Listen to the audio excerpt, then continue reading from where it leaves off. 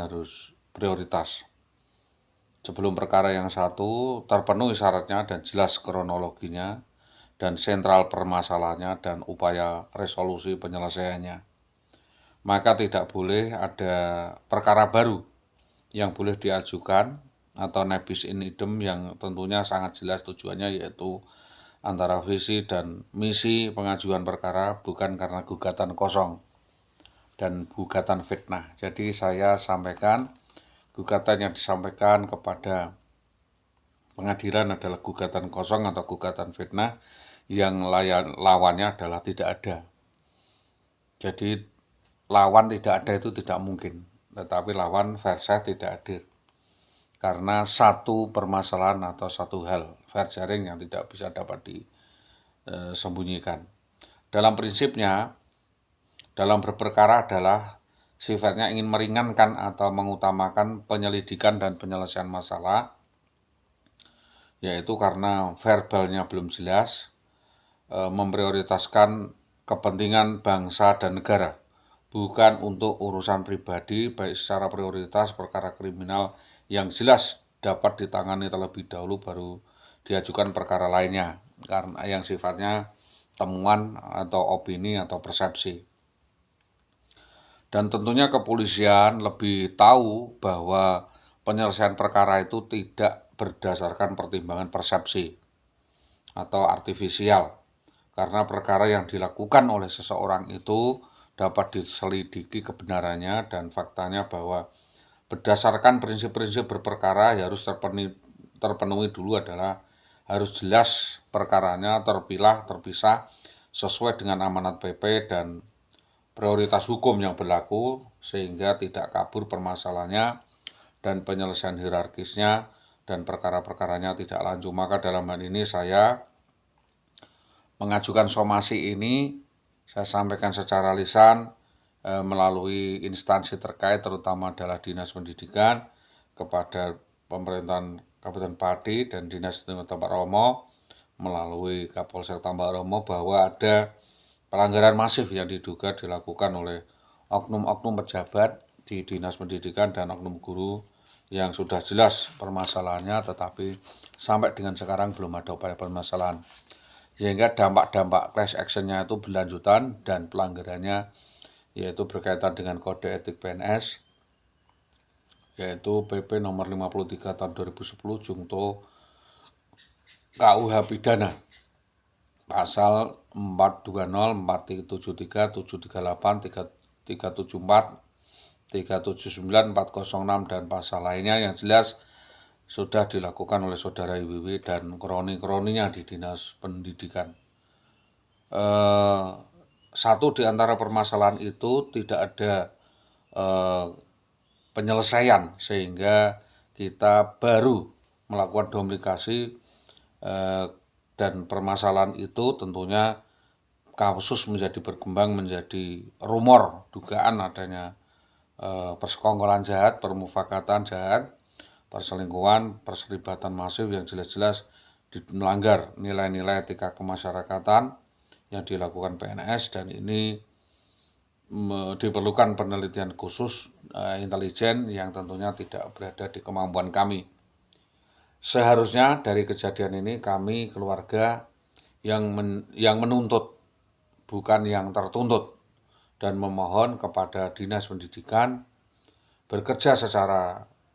strategis dengan Intel Polres, Intel khusus untuk membuktikan kebenaran laporan kami, dan laporan dinas tentu sangat banyak tangan yang siap untuk menghandle masalah tersebut secara maraton melalui Kesbangpol dan melalui Satpol PP. Dinas semestinya bertindak ya, baik Bakorwil maupun dan lain sebagainya sebagai wasit, sebagai penyambung lidah, sebagai arbiter antara masyarakat dan negara yang fungsinya adalah fungsi pelayanan, bertindak sesuai dengan prosedur yang berlaku. Sebagaimana badan arbitrase yang kami harapkan dalam sengketa perkawinan, baik perdata, pidana, pemerintahan, dan delik aduan khusus, hubungan dagang, politik, ya, industrial, keuangan badan nasional maupun tripartit nasional maupun internasional mempertimbangkan semuanya secara tertutup. Satu, yaitu bahwa secara tidak langsung atau insert laporan saya kepada Mendiknas terkait penyimpangan wewenang yang dilakukan oleh diduga kepala-kepala sekolah dan kepala dinas yang kami maksud. Kepala Sekolah SD 03 Tambak Romo harusnya menanggapi secara serius semua keputusan dan hasil keputusan yang diputuskan oleh pengadilan, karena putusan berdasarkan MOU tidak saya sampaikan lewat kawat inspektorat JK Mendiknas, artinya bahwa putusan sengketa ini secara umum telah terselesaikan atau putus di tingkat kabupaten dan tidak ada alasan untuk melanjutkan ya tanpa ada pamit atau izin kementerian sebagaimana yang kami maksudkan. Atas lewat batasnya waktu perkara, yaitu lewat dari 7 tahun, yang menutup kemungkinan ada ambigu atau permediasi win-win solution dan tidak adanya langkah-langkah apapun kecuali verstagen atau saling dian atau menahan diri sampai sesuatu tidak jelas atau membiarkannya atau persetujuan bersama-sama antara Dinas Pendidikan dan kami,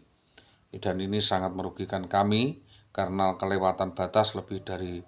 13 tahun perkara berlanjut sudah mewajibkan diadanya perwasitan. Padahal ini sudah lebih dari itu dan ada pencabutan perkara di kepolisian dulu yang semestinya ingkrah di kepolisian untuk diselesaikan secara internal dinas atau arbitrase. Di sini saya mengajukan wasit sekunder, ya sudah saya sampaikan. Sudah ada. Kalau memang ditolaknya wasit sekunder yang saya ajukan, maka kembali ke pasal 651 ayat 6, yaitu dipertimbangkan apakah yang memenuhi syarat untuk di ACC adalah kejaksaan, pengadilan agama atau lainnya, ditinjau dari sebab-sebab keberatan ini, ada urgensi kesalahan hukum atau ada kesalahan kewenangan atau tata kinerja pemerintahan di Dinas Tambak Romo terkait juga dengan adendum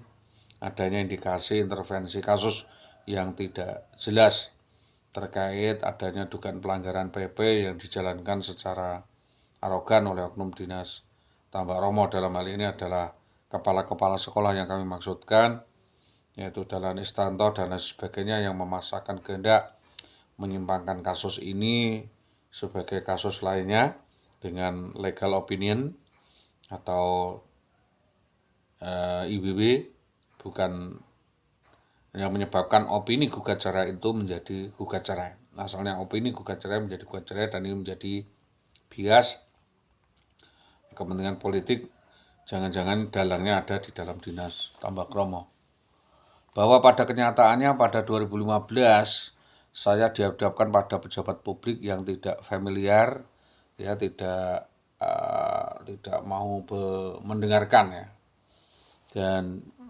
lebih arogan, anarkis, dan tidak mau menampung daripada aspirasi saya, yaitu terkait dengan permohonan al-hasa insentif gaji. Maka beberapa opsi yang saya tawarkan, saya mohon ini ya, saya somasi ya, jika tidak terjadi kata kesepakat, maka somasi ini kami buat. Satu, yaitu membuat akta kompromi pemecahan SK ya, dari melokalisir kasus, yaitu pemecahan SK masalah dengan apa yang dilakukan oleh saudari WW dari dinas ataupun dari nota, membuat nota sanksi tertulis. Dalam hal ini sudah saya lakukan dalam bentuk arbitrase di Inspektorat Padi, disaksikan staf Inspektorat dan wasit dari Kesatuan Pukat yang sudah dibuat atau kesepahaman guna mengatur tata cara penyelesaian masalah bagaimana perselisihan dan nota pengajuannya baik di tingkat dinas maupun di tingkat atasannya atau jenjang atasannya, dan itu diperlukan kesepakatan untuk diselesaikan oleh atasannya.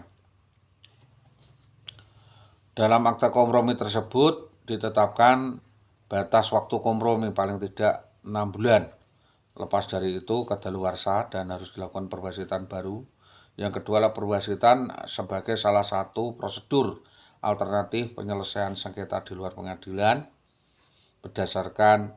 pihak-pihak yang berkepentingan untuk diselesaikan oleh seorang wasit atau lebih berjenjang terstruktur dengan atasannya. Yang ketiga adalah